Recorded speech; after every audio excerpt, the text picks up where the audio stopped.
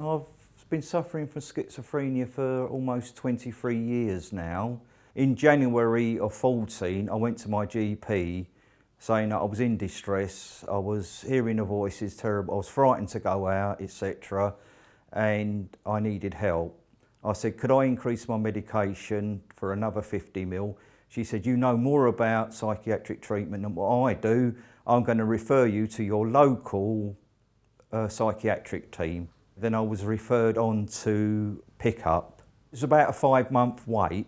When I first come to Sunil, I was so insecure, I was anxious, I was having anxiety attacks, panic attacks, I was hearing voices, I was all over the place.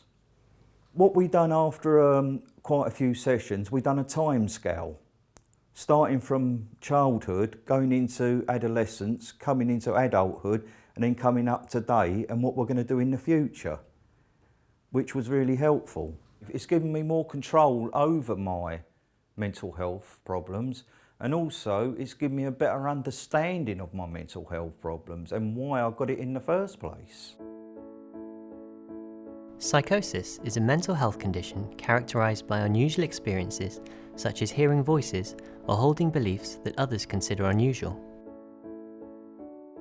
The symptoms often cause significant distress and disability to sufferers and their caregivers. Medication is the first-line treatment, but is only partially effective, with almost half of service users experiencing persisting symptoms that can be very upsetting and disabling, and can often negatively affect an individual's chances to establish friendships and engage with education and employment opportunities. Another treatment option is cognitive behaviour therapy, CBT, for psychosis, a talking therapy that can help our service users manage their problems by changing the way they think about them and respond to them. This approach is an adaptation of the established CBT for anxiety and depression, tailored to the needs of people with psychosis.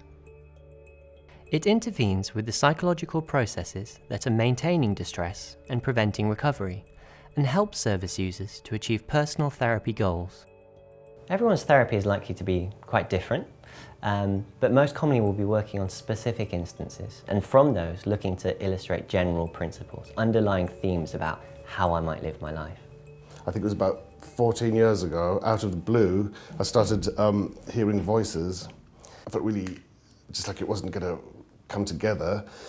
I think I was kind of nervous of saying to people, I'm not getting the treatment I should have and that I require or that's suitable for me. And eventually, when I got it, I was thinking, oh my God, this is like a, it's an epiphany. Oh, it's like this revelation. I feel completely kind of like this is exactly what I needed. Commonly, we might work on something that happened during the week, or we might be continuing an ongoing piece of work. How can I think about this differently, this difficult situation? Or how can I bring in another perspective?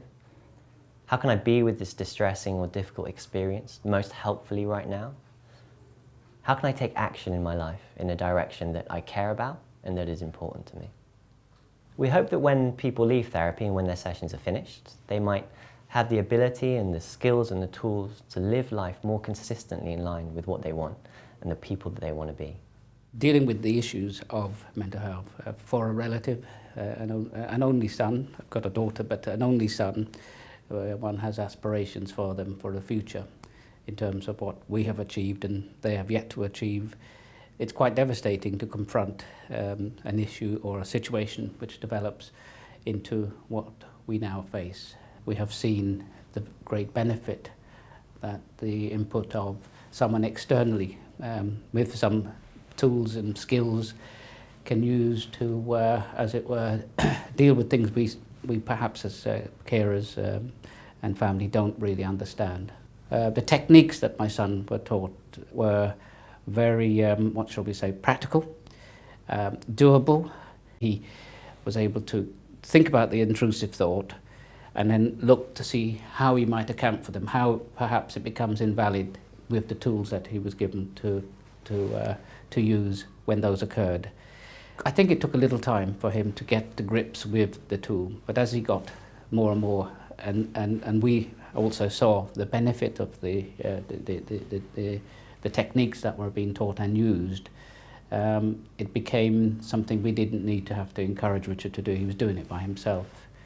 It was very, very effective, I think, and as I say, we saw a benefit to Richard in terms of, even now, as I said, the intrusive thoughts don't disturb him as perhaps they did in those early days. Another important talking therapy is family intervention, which aims to support both the service user with psychosis and their caregivers. Families, partners and friends can be an important source of support for the service user in their recovery, but sometimes they can feel unsure about what is the best way to provide support. I haven't thought I'm a carer. I thought it's my duty as a wife. I forgot to look after myself. I'm really under stress. His mind doesn't think about me, and he never realized that what I'm going through. I end up seeing myself to psychiatrist.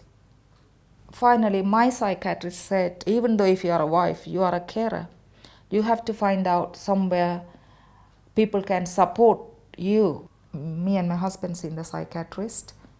So after this family therapy, we are more understanding each other.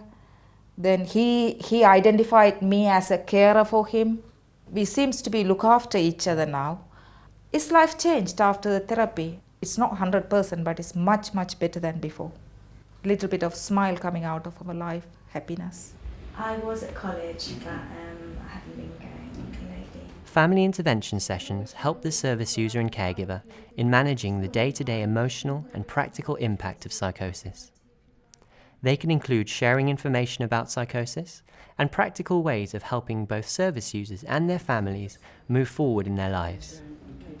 We know there's good evidence for the positive effect of CBT on symptoms and functioning, and robust evidence for the effect of FI in reducing relapse rates. In the UK, NICE recommends that all service users with psychosis are offered CBT, and that all people and their caregivers are offered family intervention.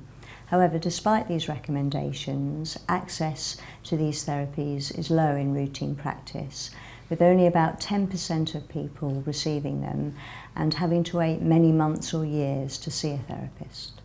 The Improving Access to Psychological Therapies for People with Severe Mental Illness Initiative, or IAPT-SMI for short, is part of the government's plan to increase access to talking therapies, to improve provision of NICE-recommended psychological therapies to people with bipolar disorder, personality disorders, and psychosis. Before I had a therapy session, I couldn't focus. So I didn't even want to leave my bedroom, you know, but when I had my therapy sessions, I started focusing, and I got up and I went and started volunteering, and then eventually I got the job. Everybody needs somebody to talk to. Some people are very fortunate, they got like a gran or a mum or dad. In my situation, I had nobody, you know, to have a talk to when I was stressing down, you know, to cry to. So, you know, I had my psychologist, you know, that I can go and tell her my problems, and, you know, she would figure ways out, you know, how me to get out of it and stuff like that. And, you know, I'm lucky, you know, for some reason. I just remove like blockages. But, you know, that's just my thing. SLAM's IAPT-SMI service offers CBT to people with psychosis and FI to service users and their caregivers. These therapies are offered to both young people experiencing a first episode of psychosis and to people who have been living with psychosis for a number of years. And it's going to give me a chance to put my confidence in order. Yeah. Started thinking I had a demon in me, and a lot of the time it was stopping me from living the life the way that I wanted to live. It made decisions for me, it kept me in my bed, it took my life over completely. I've seen so many doctors, psychiatrists, counsellors, therapists. Some of them didn't even look at me. Found it a really bad experience. So then I realised, well, if I'm drinking, taking drugs, I'm going to die. If I'm living in bed, I'm going to die. I might as well die.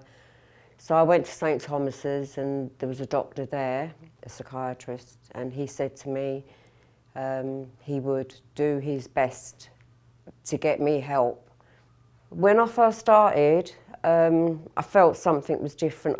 As soon as I came into the room on my appointment, I felt the warmth, the compassion. I did arrive in my nightgown and that I wasn't looked at, that it wasn't important. It was me that was made to feel I was important. I could talk about anything I wanted to. There was no pressure. I wasn't told to talk about a specific thing.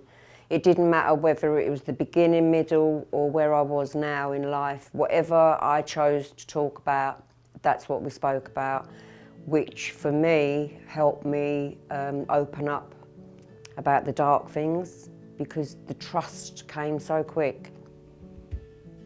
Our IAPT SMI service is overseen by the Psychological Interventions Clinic for outpatients with psychosis and operates alongside existing psychological therapy provision in the multidisciplinary community teams.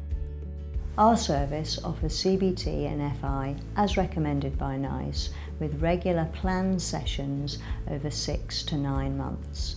The therapists are trained to competence and receive regular clinical supervision. Progress is measured routinely during therapy using questionnaire measures, and we also ask people about their experience of the service and satisfaction. Our findings indicate good recovery rates in terms of symptoms, well-being and achieving personal goals. The satisfaction with therapy is really high, and we found during therapy use of crisis services and admissions to hospital reduced significantly. Our IAPT SMI service shows that individual psychological interventions for people with psychosis and for their caregivers can be successfully delivered in routine services. And our outcomes demonstrate excellent service user and carer experience, clinical improvement, and potential future cost savings. And a lot of the time, people don't need more medication, they need to talk their problem out. A problem shared is a problem halved. For Richard, I have confidence that with help that he's going to thrive and be in a place that he wants to be. And I think had we not had that bit of the mirror effect of psychology, I think he would have possibly become more pronouncedly ill mentally, I think. I still occasionally have these dissociative kind of things, but I know what they are now. It was down to me to get better or to manage it rather than just get better, which I'm doing now, and I still feel absolutely fantastic actually. So she's done a great job. I'm really pleased.